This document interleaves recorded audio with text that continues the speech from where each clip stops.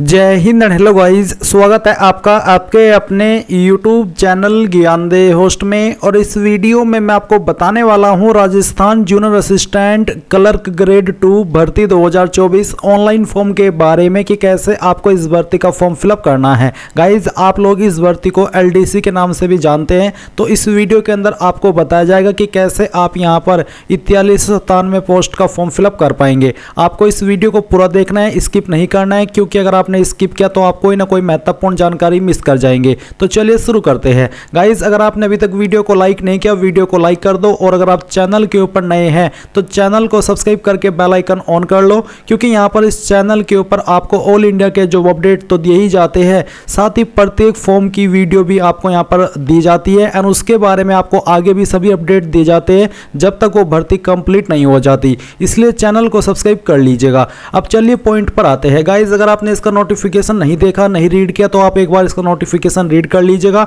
आपके मन में जो भी सवाल डाउट है या फिर एलिजिबिलिटी की जानकारी है उसके संबंध में सब कुछ क्लियर हो जाएगा। सभी जानकारी चेक करने के बाद में आप यहां पर वीडियो के डिस्क्रिप्शन में जो मैंने लिंक दिया है, ये लिंक ओपन कीजिएगा, जो कि हमारी वेबसाइट का है। इसको ओपन करने के बाद में यहां पर भी आप एलिजिबिलिटी की संपूर्ण जानकारी जान पाएंगे। ये सभी जानकारी चेक करने के बाद में आपको यहां पर इंपॉर्टेंट लिंक के सेक्शन में आना है और ऊपर की तरफ आपको राजस्थान OTR की वीडियो देखने को मिलेगी। यानी कि अगर आपने वन टाइम रजिस्ट्रेशन नहीं किया तो आप इस वीडियो को वॉच करके कर सकते हैं। उसके बाद में गाइस, आप इंपॉर्टेंट लिंक के सेक्शन में आएंगे और आपको अप्लाई ऑनलाइन लिंक ओपन करना है। देन आपके सामने यहां पर SSO का इंटरफेस आ जाएगा। मैं आपको बता दूं कि अगर आपने इस वेबसाइट का इस्तेमाल करके पिछले 4-5 साल के अंदर कोई भी फॉर्म भरा है तो आपका अकाउंट बना हुआ होगा। आपको यहां पर दोबारा से रजिस्ट्रेशन करने की आवश्यकता नहीं है। आप उसी डिटेल से लॉगिन करेंगे जिसमें कि आपको आपकी SSO ID या फिर यूजर नेम यहां पर एंटर करना है एंड जो आपने पासवर्ड बनाया था वो डालना है। बट गाइस, अगर आप आपका पासवर्ड भूल चुके हैं तो आप यहां पर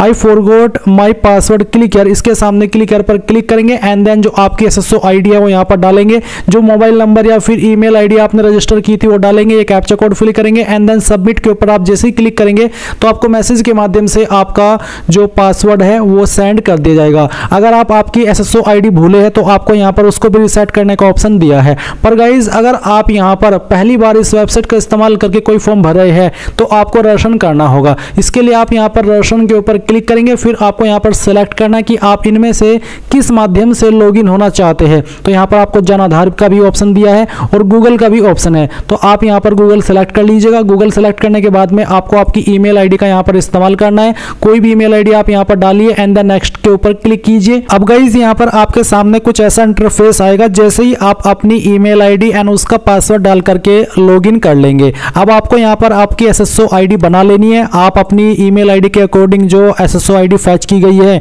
अगर यही रखना चाहते तो ये भी रख सकते हैं। अगर आपको इसमें कोई बदलाव करना है तो वो भी आप कर सकते हैं। फिर आपको एक पासवर्ड बनाना है नया, और आपका एक पासवर्ड कैसा होगा वो आप देख लीजिए। पासवर्ड के अंदर इंग्लिश का कैपिटल लेटर कम से कम एक, स्मॉल लेटर कम से कम एक, ज़्यादा कितने भी हो सकते हैं, स्पेशल कैरेक्टर और साथ ही डिजिट का आपको इस्तेमाल करना है। तो कुछ इस तरह का पासवर्ड बनाने के बाद में उसको दोबारा डालेंगे, वेरीफाई कर देंगे, अपना मोबाइल नंबर डालेंगे जो कि आप रजिस्टर करना चाहते हैं और यहाँ पर ईमेल आपकी ऑलरेडी दी गई है। इसके बाद में आपको रजिस्टर के ऊपर क्लिक करना है। अब गाइस, आपके सामने लॉगिन का पेज आएगा, जैसा कि आप यहाँ पर देख सकते हैं। अब आपको यहाँ पर वो आपकी SSO ID डालनी है जो कि अभी आपने बनाई है, या फिर आपका यूजर नेम डालना है, आपका पासवर्ड डालना है जो कि अभी आपने बनाया, ये कैप्चा कोड डालेंगे एंड देन लॉगिन के ऊपर क्लिक करेंगे। अब गाइस, आपके सामने यहाँ पर ये अपडेट प्रोफाइल का ऑप्शन आएगा। तो आपको सबसे पहले आपका फर्स्ट नेम एंटर करना है 10th के सर्टिफिकेट के अकॉर्डिंग। फिर आपको आपका लास्ट नेम एंटर करना है। इसके बाद डिस्प्ले नेम अगर आप अपना चेंज करना चाहते हैं तो ये भी आप यहाँ से चेंज कर सकते हैं। फिर आपकी जो डेट ऑफ बर्थ है वो आपको यहाँ पर इस तरह से कैलेंडर के ऊपर क्लिक करके सिलेक्ट कर लेनी है। पहले ईयर, फिर मंथ और उसके बाद में डे। देन गाइज, यहाँ पर जेंडर आपको सिलेक्ट करना है। अगर आप यहाँ पर नंबर ऐड करना चाहते हैं, आपने नहीं किया, तो आप यहाँ पर इसके सेक्शन के ऊपर क्लिक करके अपना नंबर डालेंगे। सेंड OTP पर क्लिक करेंगे तो OTP जाएगा, वो OTP यहाँ पर डाल करके वेरीफाई करना है। ईमेल ID भी आप यहाँ पर ऐड कर सकते हैं या फिर चेंज कर सकते हैं। इसके अलावा आपको यहाँ पर पोस्टल एड्रेस में जो आपका प्रेजेंट एड्रेस है वो फिल करना है और फिर जो आपका पोस्टल कोड है वो भी आपको यहाँ पर डाल देना है। पोस्टल कोड यानी कि जो आपका पिन कोड लगता है वो पिन कोड आप यहाँ पर लिखेंगे। सिटी डिस्ट्रिक्ट कौन सी है वो भी आपको यहाँ पर अपनी एंटर कर देनी है एंड इसके बाद में गाइस आपकी जो स्टेट है वो भी आपको यहाँ पर सेलेक्ट कर लेनी है। फिर अगर आपकी बहामासा ID है तो वो आप यहाँ पर डाल देंगे, अगर नहीं है तो आप इसको ऐसे ही छोड़ दें।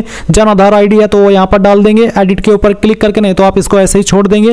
एंड उसके बाद में अगर आपका आधार ID है तो आप यहाँ पर डालेंगे, कोई ओल्ड SSO ID है तो आप यहाँ पर दे देंगे। एंड उसके बाद में इन सभी जानकारी को चेक करते हुए आप अपडेट के ऊपर क्लिक करेंगे। प्रोफाइल की जानकारी अपडेट करने के बाद में गाइज आपको यहाँ पर लेफ्ट साइड में सिटीजन एप्स G2C इसके ऊपर क्लिक करना है। इसके ऊपर क्लिक करने के बाद आपके सामने ये सभी एप्स आ जाएंगे। आपको यहाँ पर रिक्रूटमेंट पोर्टल सर्च करना है, तो आप यहाँ पर REC लिख दीजिए और जो रिक्रूटमेंट पोर्टल का ऑप्शन है ये आपको टिक करना है। नाउ गाइज आपको यहाँ पर ऑनगोइंग रिक्रूटमेंट सेक्शन के अंदर आपकी पोस्ट देखने को मिल जाएगी, जिसमें कि आप देख सकते हैं clerk grade 2 and junior assistant direct recruitment 2024 दी गई है। आप यहाँ पर इसके सामने जो अप्लाई नाउ है इसके ऊपर क्लिक करेंगे एंड देन आपको यहाँ पर एंटर एप्लीकेशन नंबर बोला है। बेसिकली आपको यहाँ पर CET 12th लेवल का जो एप्लीकेशन नंबर है वो डालना है, क्योंकि यहाँ पर वही कैंडिडेट अप्लाई कर पाएंगे जिसने कि CET 12th लेवल दिया हो। तो वो एप्लीकेशन नंबर आप यहाँ पर डालेंगे और सबमिट के ऊपर क्लिक करेंगे। इसके ऊपर क्लिक करने के बाद आपके सामने clerk grade 2 and junior assistant की पोस्ट आ जाएगी। आप यहाँ पर इसके ऊपर क्लिक करेंगे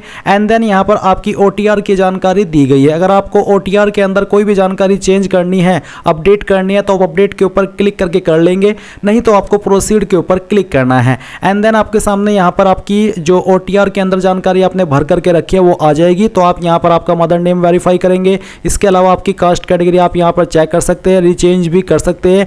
एंड उसके बाद आपको यहाँ पर जो आपका रिलीजन है वो सिलेक्ट कर लेना है। फिर आपको आपका मैरिटल स्टेटस बताना है। एंड गाइज अगर आपका स्टेटस अनमैरिड के अलावा कोई अन्य है तो आपको यहाँ पर आपके जीवित बच्चों की संख्या देनी है 1/6/2002 से पहले और 1/6/2002 के बाद में पैदा हुए वालों की।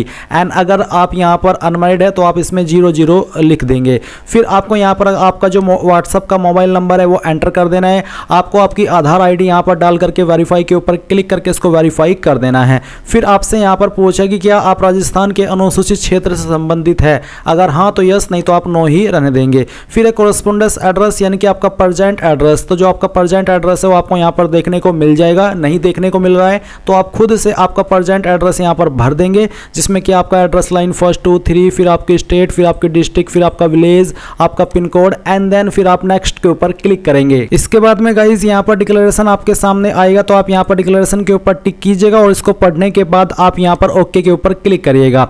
ओके के ऊपर क्लिक करने के बाद 3 ऑप्शन है आपके सामने कि मैं 10वीं की मार्कशीट के साथ अपने प्रोफाइल विवरण को सत्यापित करना चाहता हूं या फिर चाहती हूं। अगर हाँ तो आप पहले वाले के ऊपर टिक करेंगे।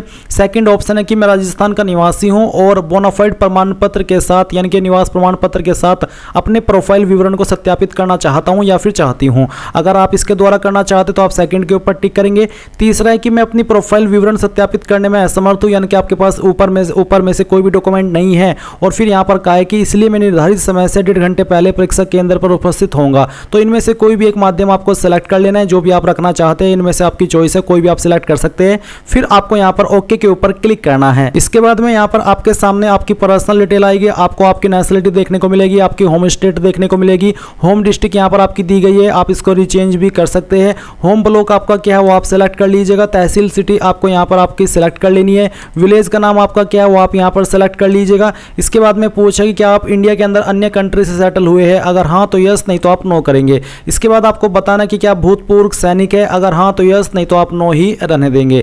क्या आप एक उत्कृष्ट खिलाड़ी है, अगर हाँ तो आप यस करिएगा, नहीं तो आपको नो ही रहने देना है।